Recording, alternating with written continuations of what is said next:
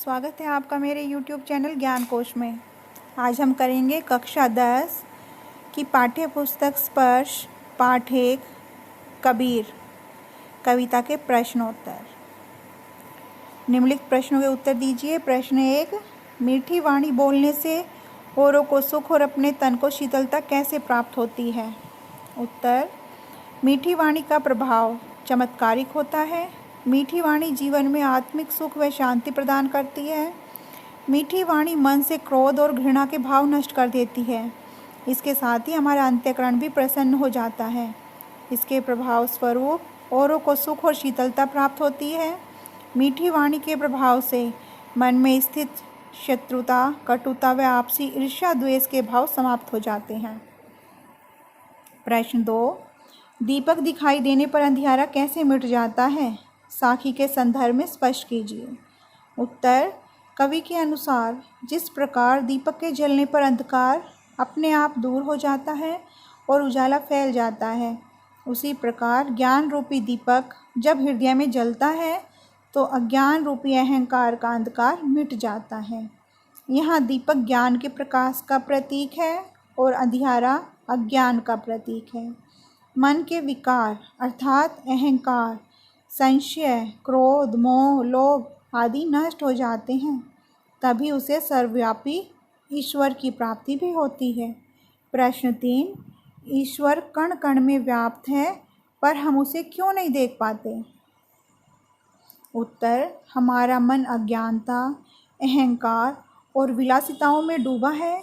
ईश्वर सब ओर व्याप्त है। ईश्वर निराकार है। हम मन के अज्ञान के कारण ईश्वर को नहीं पहचान पाते। कबीर के मतानुसार कण कण में छिपे परमात्मा को पाने के लिए ज्ञान का होना अत्यंत आवश्यक है। अज्ञानता के कारण जिस प्रकार मृग उसकी नाभि में स्थित कस्तूरी को ढूंढने के लिए पूरे जंगल में घूमता रहता है, जो उसके पास ही होती है, उसी प्रकार हम अपने मन में छिपे ईश्वर को मंदिर, मस्जिद, गुरुद्वारा आदि जगहों पर ढूंढने की कोशिश करते हैं। प्रश्न 4, संसार में सुखी व्यक्ति कौन है और दुखी कौन? यहाँ सोना और जागना किसके प्रतीक हैं? इसका प्रयोग यहाँ क्यों किया गया है, स्पष्ट कीजिए। उत्तर, कबीर के अनुसार जो व्यक्ति केवल सांसारिक सुखों में डूबा रहता है और जिसके जीवन का उद्देश्य केवल खाना पीना और सोना है, वही व्यक्ति सुखी है। कवि के अनुसार सोना अज्ञानता का प्रतीक है और जागना ज्ञान का प्रतीक है। जो लोग सांसारिक सुखों में खोए रहते हैं, जीवन के भौतिक सुखों में लिप्त रहते हैं, वे सोए हुए हैं, जबकि जो सांसारिक सुखों को व्यर्थ समझते हैं, अपने को ईश्वर के प्रति समर्पित करते हैं, वे ही जागते हैं। ज्ञानी व्यक्ति जानता है कि संसार नश्वर है, फिर भी मनुष्य इसमें डूबा हुआ है। यह देखकर वह दुखी हो जाता है। वे संसार की दुर्दशा को दूर करने के लिए चिंतित रहते हैं, सोते नहीं हैं, अर्थात जागृत अवस्था में रहते हैं। प्रश्न 5, अपने स्वभाव को निर्मल रखने के लिए कबीर ने क्या उपाय सुझाया है? उत्तर, कबीर का कहना है कि स्वभाव को निर्मल रखने के लिए मन का निर्मल होना आवश्यक है। हम अपने स्वभाव को निर्मल, निष्कपट और सरल बनाए रखना चाहते हैं तो हमें निंदक को अपने आंगन में कुटिया बनाकर रखना चाहिए। निंदक हमारे सबसे अच्छे हितैषी होते हैं। उनके द्वारा बताई गई त्रुटियों को दूर करके हम अपने स्वभाव को निर्मल बना सकते हैं। प्रश्न 6, एक अशिर पीव का पढ़े सुपंडित होय। इस पंक्ति द्वारा कवि क्या कहना चाहता है? उत्तर, कवि इस पंक्ति द्वारा शास्त्रीय ज्ञान की अपेक्षा भक्ति व प्रेम की श्रेष्ठता को प्रतिपादित करना चाहते हैं। ईश्वर को पाने के लिए एक अक्षर प्रेम का अर्थात ईश्वर के नाम का एक अक्षर लेना ही पर्याप्त है। लोगों ने बड़ी बड़ी पोथी या ग्रंथ पढ़े, पर उनमें से कोई भी पंडित नहीं बन सका, किंतु परमात्मा के नाम का केवल एक अक्षर स्मरण करने से ही सच्चा ज्ञानी बना जा सकता है। इसके लिए मन को सांसारिक मोह माया से हटाकर ईश्वर भक्ति में लगाना पड़ता है। प्रश्न 7, कबीर की उद्धृत साखियों की भाषा की विशेषता स्पष्ट कीजिए। उत्तर, कबीर का अनुभव क्षेत्र विस्तृत था। कबीर जगह जगह भ्रमण कर प्रत्यक्ष ज्ञान प्राप्त करते थे, अतः उनके द्वारा रचित साखियों में अवधी, राजस्थानी, भोजपुरी और पंजाबी भाषाओं के शब्दों का प्रभाव स्पष्ट दिखाई पड़ता है।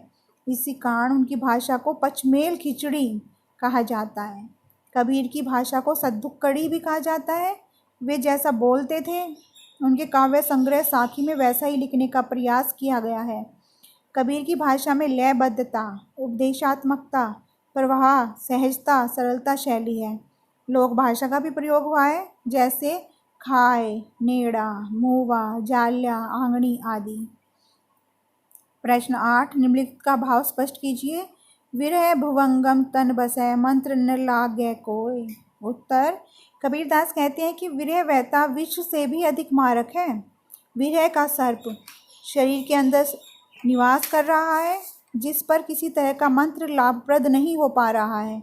सामान्यतः सांप बाह्य अंगों को डसता है, जिस पर मंत्र आदि कामयाब हो जाते हैं, किंतु राम से विरह का सर्प तो शरीर के अंदर प्रविष्ट हो गया है, वह लगातार डसता रहता है। कवि कहते हैं, जिस व्यक्ति के हृदय में ईश्वर के प्रति प्रेम से विरह का सर्प बस जाता है, उस पर कोई मंत्र असर नहीं करता है। अर्थात भगवान के विरह में कोई भी जीव या तो जीवित नहीं रहता है या पागल हो सकता है। प्रश्न 9, कस्तूरे कुंडली बसे, मृग ढूंढे बन माही। उत्तर, इस पंक्ति में कवि कहता है कि जिस प्रकार मृग की नाभि में कस्तूरी रहती है, किंतु वह उसे जंगल में ढूंढता है, उसी प्रकार मनुष्य भी अज्ञानतावश वास्तविकता को नहीं जानता कि ईश्वर हर घट अर्थात देह या कण कण में निवास करता है। उसे प्राप्त करने के लिए धार्मिक स्थलों अनुष्ठानों में ढूंढता रहता है। प्रश्न 10, जब मैं था तब हरि नहीं, अब हरि है मैं नाही। उत्तर, इस पंक्ति द्वारा कवि कहना चाहता है कि जब तक यह मानता था कि मैं हूँ, अर्थात मेरे मन में अहंकार था, तब तक मुझे भगवान की प्राप्ति नहीं हुई, और जब भगवान की प्राप्ति हो गई है तो मेरे मन का मैं अर्थात अहंकार नहीं रहा। अंधेरा और उजाला एक साथ एक ही समय कैसे रह सकते हैं? जब तक मनुष्य में अज्ञान रूपी अंधकार छाया है, वह ईश्वर को नहीं पा सकता। अर्थात अहंकार और ईश्वर का साथ साथ रहना असंभव है। यह भावना दूर होते ही वह ईश्वर को पा लेता है। प्रश्न 11, पोथी पढ़ी पढ़ी जग मुआ, पंडित भया न कोय। उत्तर, कवि के अनुसार बड़े बड़े ग्रंथ शास्त्र पढ़ने भर से कोई ज्ञानी नहीं होता, अर्थात ईश्वर की प्राप्ति नहीं कर पाता। प्रेम से ईश्वर के नाम का स्मरण करने से ही उसे प्राप्त किया जा सकता है। प्रेम में बहुत शक्ति होती है। जो अपने प्रिय परमात्मा के नाम का केवल एक अक्षर भी जपता है या प्रेम का एक अक्षर भी पढ़ लेता है, वही सच्चा ज्ञानी अर्थात पंडित होता है, वही परमात्मा का सच्चा भक्त होता है। भाषा अध्ययन। प्रश्न 12, पाठ में आए निम्नलिखित शब्दों के प्रचलित रूप उदाहरण के अनुसार लिखिए। उदाहरण, जीवे जीना।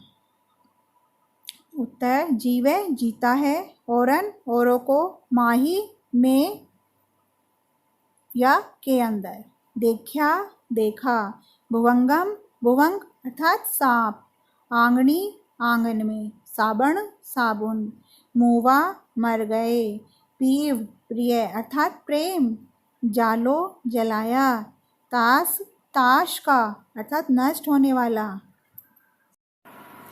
देखने के लिए धन्यवाद। मेरे चैनल को सब्सक्राइब करें, वीडियो को लाइक करें और बेल आइकन को दबाना ना भूलें। धन्यवाद।